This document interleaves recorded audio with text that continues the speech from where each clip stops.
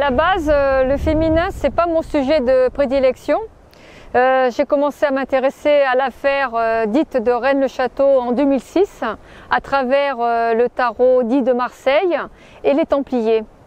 J'ai publié l'Arc de Roseline en 2016 et entre-temps je me suis intéressée à l'histoire de la région, notamment Rennes-les-Bains, l'abbé Boudet, et bien sûr que j'étais consciente que beaucoup de femmes venaient pour Marie-Madeleine. Et bon, c'était un phénomène que j'observais mais qui ne m'intéressait pas spécialement.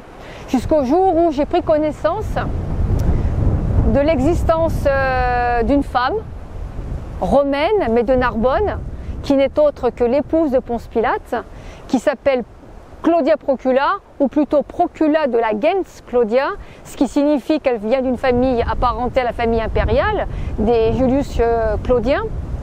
Et donc cette Claudia Procula, on le sait par un verset de Matthieu, qu'elle a tenté de sauver Jésus en envoyant un messager pour faire dire à son époux de ne rien faire contre ce juste, car elle aurait fait un songe pendant la nuit à son sujet.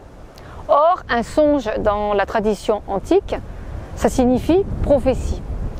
Et donc, je trouve ça intéressant. Et en étudiant la vie de Claudia Procula, son parcours, car elle a quitté Narbonne à l'âge de 16 ans quand elle épouse Pilate et qu'elle le suit en Judée, je m'aperçois en fait que dans les textes apocryphes qui ont été découverts bien plus tard, en fait, Claudia Procula, dès son arrivée en Judée, elle a commencé à côtoyer l'aristocratie juive, l'aristocratie romaine en place. Et il est dit d'ailleurs qu'elle s'intéressait à la religion des Juifs. Et à un moment donné, elle a dans son entourage une certaine Jeanne, qu'on appelle Jeanne, femme de Chouza, qui est l'intendant du roi Hérode Antipas, qui est l'équivalent en Galilée de Ponce Pilate en Judée. Il représente le pouvoir. Et dans Luc, il est dit que Jésus était entouré de femmes. Il allait de ville en ville, il était accompagné par des disciples hommes, mais également des disciples femmes. Et ces femmes sont nommées. Il y a Marie de Magdala, il y a Suzanne, et il y a cette Jeanne de Chouza, et de quelques autres. Et petit à petit, certains textes font le lien entre Jeanne de Chouza, Marie-Madeleine et possiblement cette Claudia Procula. Donc j'ai commencé à tirer le fil et je me suis dit que si Marie-Madeleine, bon, on part du postulat qu'elle a réellement existé, d'après la tradition, elle aurait accosté avec son groupe d'amis au Sainte-Marie de la Mer qui se situe entre Marseille et Narbonne. Et donc je me suis demandé pourquoi elle aurait choisi cette destination. Alors bien sûr la tradition invoque la divine providence, mais à mes yeux, Marie de Magdala, ce qu'elle a souhaité, c'est aller précisément dans cette partie de la Gaule, car elle savait qu'elle pouvait y avoir un soutien ou des amis. Et donc en fait, j'apprends que les époux Pilate, peu de temps après la mort de Jésus, donc dans les années 37, ils ont été exilés en Gaule. Et donc, ils sont retournés sur leur propriété, notamment dans la région de Valence, mais aussi dans la région de Narbonne. On sait que Marie-Madeleine est arrivée en Gaule dans les années 37-40. Peut-être même 44, donc plus tard que les Pilates. Et donc l'idée que Marie-Madeleine ait pu rejoindre Claudia Procula dans la région de Narbonne et se rendre dans les Pyrénées, notamment dans la station thermale de Rennes-les-Bains, et puis aussi, mon idée c'est qu'elle est allée aussi dans d'autres endroits des Pyrénées pour rejoindre d'autres amis, c'est possible. Et à partir de là, j'ai fait le lien entre Marie-Madeleine, Rennes-le-Château et Claudia Procula. Parce que il n'y a aucune tradition qui lie Marie-Madeleine à Rennes-le-Château, à part le vocable de l'église, mais ça, il y a beaucoup de lieux qui lui sont dédiés, donc c'est pas suffisant.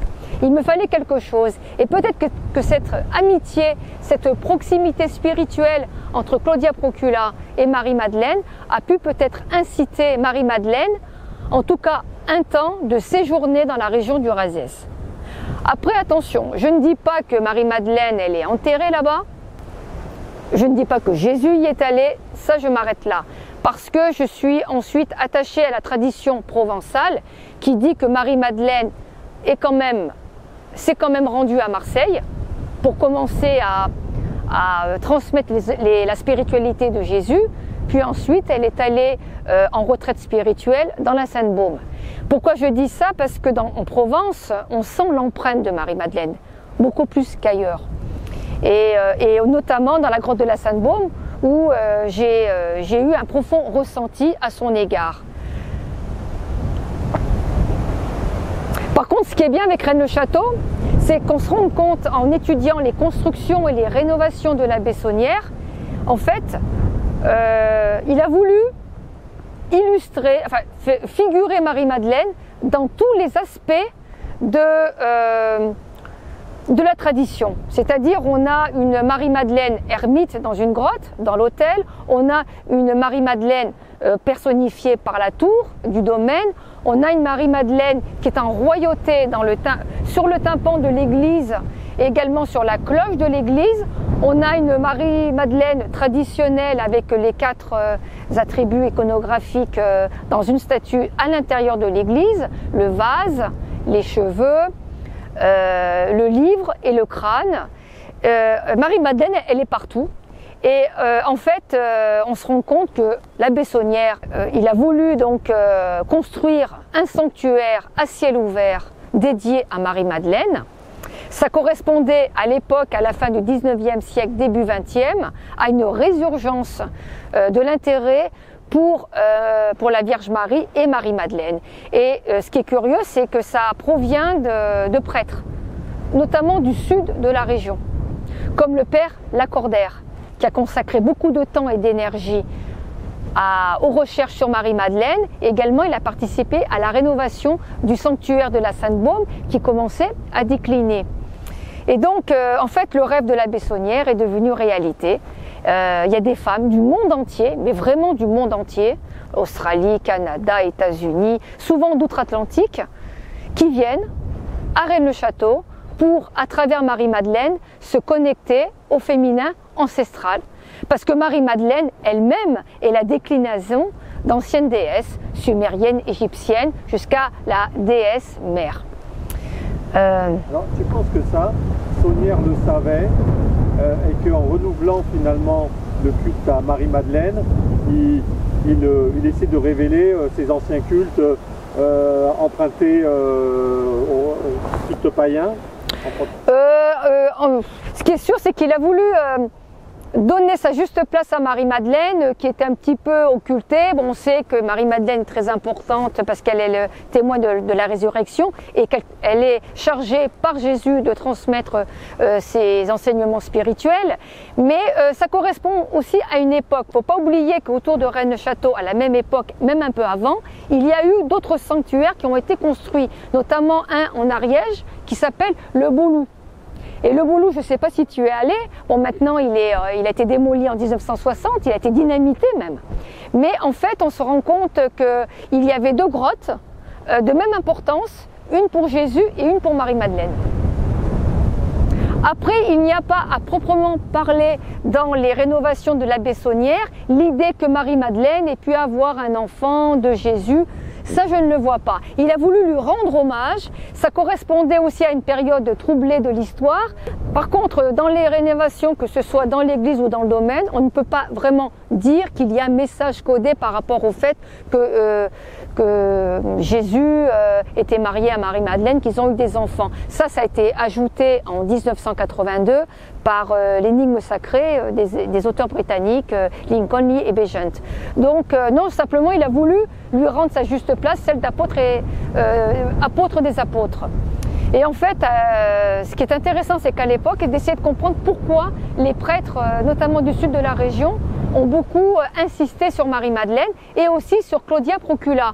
J'ai retrouvé une messe qui avait été dite en hommage à Claudia Procula, ça il faut le savoir, de l'abbé Bollon, qui est à Marseille, qui était contemporain de l'abbé Saunière et qui tout d'un coup a exprimé